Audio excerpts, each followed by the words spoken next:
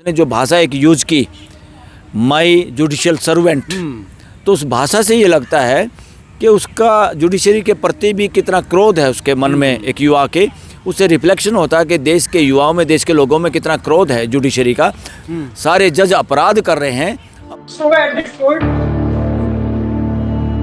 ये दे देना।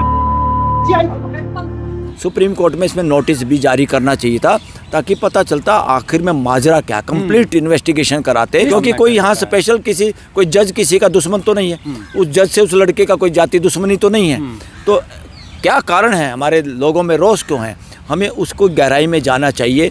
लोग इतने परेशान हो चुके हैं। आपने सुप्रीम कोर्ट के अंदर देखा, इन पर्सन था वो पेटिशनर, उसके कपड़ों से तो ऐसा लग रहा है जैसे कोई एडवोकेट हो।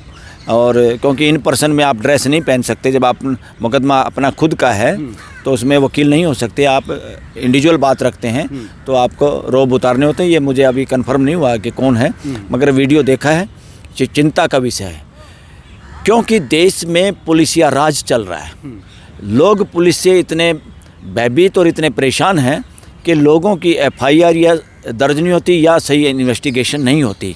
जिसके पास पैसा है वो मिसयूज करता है, और पुलिस भी नेताओं की या पॉलिटिकल आकाओं की बात मान के लोगों को नज़रअंदाज करते हैं, जो डेमोक्रेसी में अपराध है। और जब वो लोग उनके खिलाफ आते हैं तो कोई कार्रवाई नहीं होती, और उसी तरह से लोग धक्के खाते खाते सुप्रीम कोर्ट तक आ जाते हैं।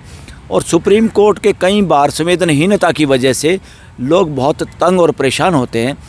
इस देश का कोई भी नागरिक ऐसा नहीं है जो जुडिशियल सिस्टम की, जुडिशरी का अपमान करना चाहता हो।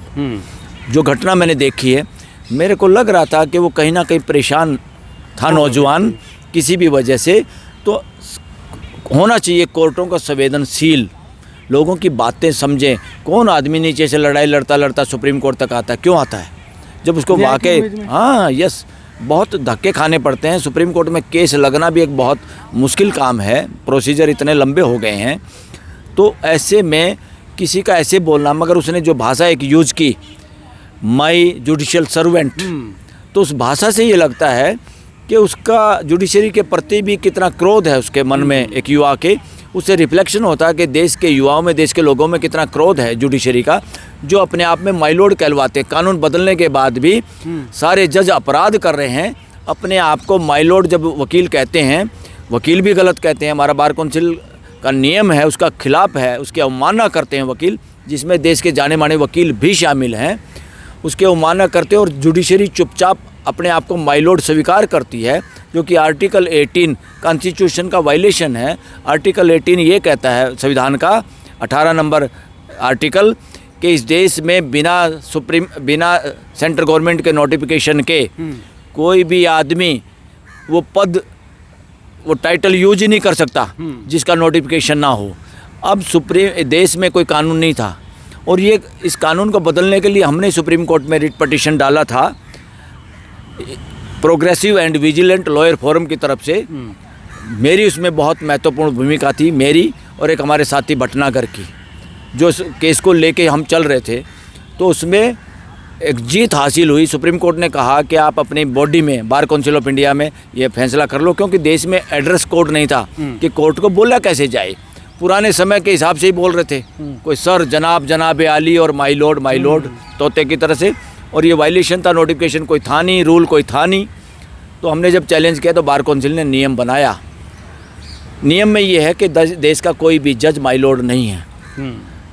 हाई कोर्ट, सुप्रीम कोर्ट के जजों को योर ऑनर या ऑनरेबल कोर्ट कह के संबोधित किया जा सकता है। जैसे आज एक लड़के ने कहा है, व्यक्ति ने, हाँ, नहीं, वो उसने तो कहा माई जुडिशियल सर्वेंट, वो भी सही नहीं है। मगर ये विचार आया क्यों? क्योंकि जज लोग अपने आप जब गलत तरीके से, वकील उनको माई लॉर्ड कह रहे हैं, और वो गलत तरीके से उसको एक्सेप्ट कर रहे हैं माई लॉर्ड, और कभी मना नहीं करते कि भाई ये नियमों के खिलाफ है, तो बढ़ावा दे रहे हैं। देश के जज देश में गुलामी को बढ़ावा दे रहे हैं, अपने आप को माई लॉर्ड कहलवा कर और उसको स्वीकार करके, इसलिए अपराध कर रहे हैं सारे जज। मगर उस लड़के ने जो कहा आज, उसमें कहा माई जुडिशियल सर्वेंट, कहीं ना कहीं उसका ये भाव रहा है कि इस देश की जुडिशरी भी इस देश की सर्वेंट है। इसमें कोई दो राय नहीं है, कोई दो राय नहीं है। जब देश के में पार्लियामेंट या विधानसभाएं गलत कानून पास करें, या सरकार, स्टेट की गवर्नमेंट हो या देश की गवर्नमेंट हो, उसमें बैठे हुए लोग बने हुए सही कानून का गलत इस्तेमाल करते हों, संविधान के हिसाब से काम नहीं कर रहे हों, पॉलिसी गलत हो या विधायी का गलत कानून पास करे, उन दोनों को वॉच डॉग की तरह निगरानी रखना और उसको पकड़ना समय पे, ताकि कुछ भी काम संविधान के खिलाफ ना हो। ये ड्यूटी है, मर्जी नहीं, ना जजों की, ना हाई कोर्ट की, ना सुप्रीम कोर्ट की। तो इनको प्रोएक्टिव रोल अदा करना चाहिए। और उस मायने में ये सबसे ज़्यादा जिम्मेदार अगर सर्वेंट हैं तो, सेवक हैं तो वो हाई कोर्ट और सुप्रीम कोर्ट है, तो क्योंकि लास्ट में ड्यूटी इनकी है। इसलिए उस लड़के का जो भाव था उसका भाव गलत नहीं था, अगर उसको पॉजिटिवली ले तो, जो कि जुडिशरी की जिम्मेदारी है, पॉजिटिवली लेना चाहिए। और वो आक्रोश में था किसी न किसी कारण के। फिर मैंने पढ़ा, उसमें लिखा कोर्ट ने कि इसके जो केस में डॉक्यूमेंट है हमें इस पर संज्ञान नहीं लेने के काबिल समझते। मुझे लगता है ऐसे मामलों में संवेदनशीलता दिखाते हुए, बड़ा दिल दिखाते हुए, बड़ी जिम्मेदारी के साथ सुप्रीम कोर्ट में इसमें नोटिस भी जारी करना चाहिए था, ताकि पता चलता आखिर में माजरा क्या, कंप्लीट इन्वेस्टिगेशन कराते। क्योंकि कोई यहाँ स्पेशल कोई जज किसी का दुश्मन तो नहीं है, उस जज से उस लड़के का कोई जाति दुश्मनी तो नहीं है। तो क्या कारण है, हमारे लोगों में रोष क्यों है, हमें उसको गहराई में जाना चाहिए, उसको आत्मसात करना चाहिए, प्यार से, दुलार से उनकी बातें हमें सोचना चाहिए। हमारे बच्चे इस तरह से बोलने पे मजबूर क्यों हुए। लेकिन हो रहे हैं ना सर कि जिस तरह से आपने देखा अभी मेरठ की घटना है, जहां पर एसीपी कहें कि एसएसपी अविनाश पांडे रोड पे जो को लोग धरना दे रहे होते हैं, आके उन्हें हटाते हैं, मारपीट करते हैं और फिर कहते हैं ये इन्होंने गंदी कर दी सड़क, इनके बाप की सड़क है, तो लोग परेशान हैं। उसकी भाषा चीफ जस्टिस इसका क्या नाम अपना, हमारे चीफ जस्टिस सूर्यकांत से भी गंदी भाषा थी।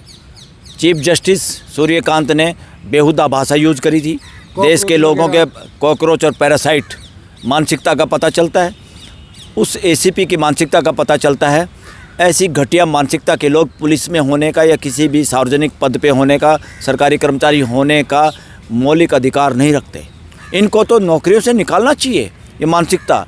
और देश में पुलिस राज नहीं है, पुलिस स्टेट नहीं है।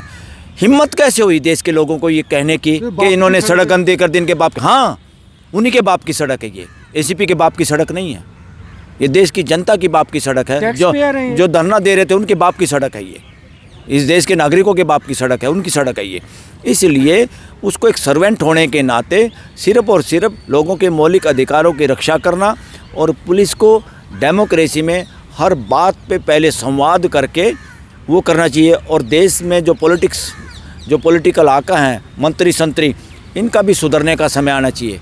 ये मौखिक तौर पे इस तरह की गुंडागर्दी करवाते हैं इस तरह के ऑफिसर के जरिए, और ये ऑफिसर अपनी नौकरियां बचाने के लिए प्रमोशन के चक्कर में इस तरह के बेहुदे और घटिया काम करते हैं। लेकिन एक व्यक्ति को डिटेन करते हैं, रवि गौतम को, तो वो पुलिस वैन के अंदर घुस के उसे मारा जाता है। गलत है, गलत है। उसके करने के बाद मार सकती है। अरे नहीं, उसके खिलाफ मुकदमा दर्ज होना चाहिए उस पुलिस ऑफिसर के, उनको कराना चाहिए। कोई मुकदमा दर्ज ना करे तो कंप्लेंट केस फाइल करना चाहिए। कैसे करे? सुप्रीम कोर्ट में देखा ना, वो आके यही तो मांग कर रहा था। ऐसा नहीं है। अच्छा, वो उसी केस की मांग कर रहा था? नहीं, वो दूसरा है, लेकिन ये दूसरा है। वो कोई बात नहीं है, मगर हमारे जो तौर तरीके हैं, प्रोसीजर हैं, वो रास्ते तो अपनाने चाहिए ना। वो तो बाद की बात है कि कार्रवाई होती है कि नहीं होती। हमें वो रास्ते अपनाने चाहिए और उसके खिलाफ कंप्लेंट डालनी चाहिए। कोई आदमी गिरफ्तार करके देश के नागरिकों को गधा घोड़ा जानवर समझ के उनको लात मारे, दैट इज़ नॉनसेंस। उसको टर्मिनेट करना चाहिए, उसको सस्पेंड करना चाहिए। ऐसे पुलिस के कर्मचारियों को, कोई भी हो, ये पुलिस कर्मचारी ही देश के संविधान के दुश्मन लोग हैं। उनकी मानसिकता दुश्मन मानसिकता, संविधान की और मानवता की दुश्मन। पुलिस तंत्र अब यूपी में गुंडा तंत्र में तब्दील हो रहा है। अरे गुंडा तंत्र, पुलिस तंत्र इस देश का ज़्यादातर गुंडा तंत्र बना दिया है इन नेताओं ने। वो गुंडा ही नहीं करना चाहते। मैं पुलिस को भी इसमें इसलिए दोषी नहीं मानता कि पुलिस इस तरह के प्रेशर में होती है और नेता लोग उन पे प्रेशर डालते हैं जो सरकार में होते हैं, और 2 नंबर का प्रेशर डालते हैं। और ये सारे लोग नौकरी के चक्कर में, क्रीमी पोस्ट के चक्कर में, जहाँ मंथली और रिश्वत मिलती है उसके चक्कर में कुछ भी उल्टा पुल्टा काम करते हैं कि हमारे आका हैं, हमारा कुछ बिगड़ेगा नहीं। जैसे कि एक खालड़ा जो मार दिया पंजाब के अंदर, जिसने हज़ारों लोगों का के सामने लाया कि कैसे लोगों को मार मार के और बेनामी लोगों की तरह से उनको बिना नाम के अनजान लाशें बता के उनका दाह संस्कार किए। जो पब्लिक बैन में पब्लिक के सामने ऐसे मार सकता है तो वो तो लॉकअप के अंदर तो और तरह से मारता हुआ। 100% इस देश में अभी तक भी लोकतंत्र और लोकतांत्रिक व्यवस्था नहीं बनी है। देश में पुलिस तंत्र चल रहा है, देश में तानाशाही और राजशाही चल रही है, जो कि इस देश के लिए बहुत खतरनाक है। इसको आमूलचूल परिवर्तन करना होगा। देश में सत्ता परिवर्तन और पार्टियों का सरकारें बदलने का समय नहीं है, जरूरत भी नहीं है। देश में मानवीय व्यवस्था की स्थापना के लिए सबको काम करना है। क्या इस अविनाश पांडे पे कार्रवाई हो सकती है? 100% क्यों नहीं हो सकती, होनी चाहिए। ऐसे लोगों पे, ऐसे दरिंदी मानसिकता के लोगों पे कार्रवाई होनी चाहिए।